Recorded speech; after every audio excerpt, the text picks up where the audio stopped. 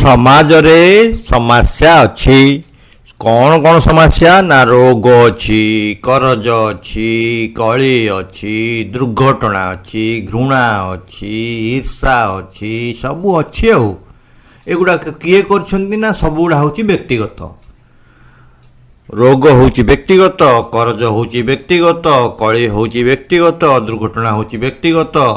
ए घृणा करवा व्यक्तिगत ईर्षा करवा व्यक्तिगत तेणु व्यक्ति निजे जदि ठीक हम तेरे समस्या रोज आउ जड़े समस्या तैयार कर जड़े समाधान कर सेमती हो पारनि जहाँ समस्या जार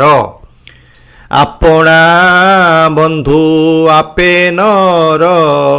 आपे ही शत्रु आपणार ये हनु को हुएनी रोग हनु करेनी करज हनु करेनी करज हनु को हुएनी रोग